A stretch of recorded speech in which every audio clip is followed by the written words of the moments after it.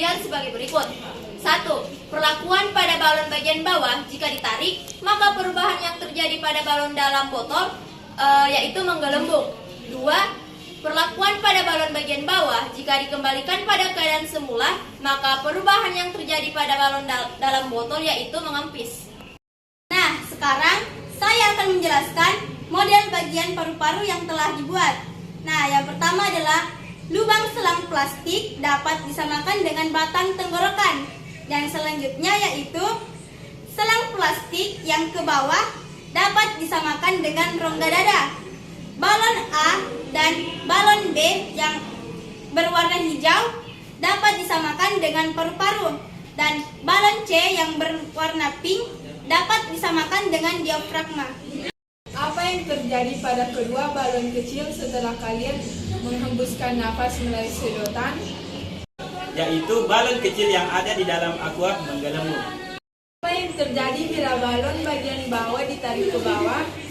Jadi, ketika balon bagian bawah ditarik ke bawah, maka balon yang berada dalam botol akan menggelembung karena terisi udara. Apa yang terjadi bila balon bagian bawah dilepas kembali? Jadi ketika balon bagian bawah dilepas kembali, maka balon dalam botol akan menempis. Jelaskan secara urut proses pernapasan inspirasi dan ekspirasi. Jadi, di dalam sistem pernapasan manusia ada proses inspirasi dan ada proses ekspirasi, yaitu pengambilan udara pernapasan dari udara bebas untuk masuk ke dalam tubuh atau paru-paru, serta mengeluarkan gas sisa ke udara bebas. Nah, pengambilan udara pernapasan ini dikenal dengan proses inspirasi, sedangkan pengeluarannya dikenal dengan proses ekspirasi. Mekanisme pernapasan dibedakan atas dua macam, yaitu pernapasan dada dan pernapasan perut. Pernapasan dada adalah pernapasan yang melibatkan otot antar tulang rusuk. Mekanismenya dapat dibedakan sebagai berikut. Yang pertama adalah fase inspirasi.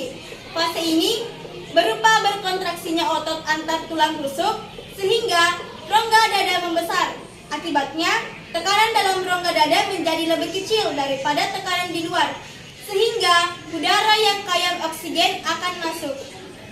Nah, selanjutnya adalah fase ekspirasi.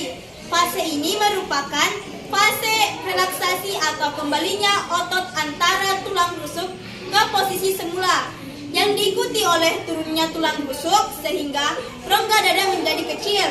Sebagai akibatnya, tekanan dalam rongga dada menjadi lebih besar daripada tekanan di luar, sehingga udara dalam rongga dada yang kaya karbon dioksida akan keluar. Nah, berdasarkan hasil pengamatan tentang cara kerja paru-paru dalam praktikum yang telah dilaksanakan menggunakan model paru-paru yang telah dibuat, maka dapat disimpulkan bahwa ketika balon bagian bawah ditarik, maka balon yang berada dalam botol menggelembung karena terisi udara. Proses yang seperti ini disebut dengan proses inspirasi. Sedangkan ketika balon bagian bawah dilepas ke keadaan semula, balon yang berada dalam botol akan mengempis, yang mana proses ini disebut dengan proses ekspirasi.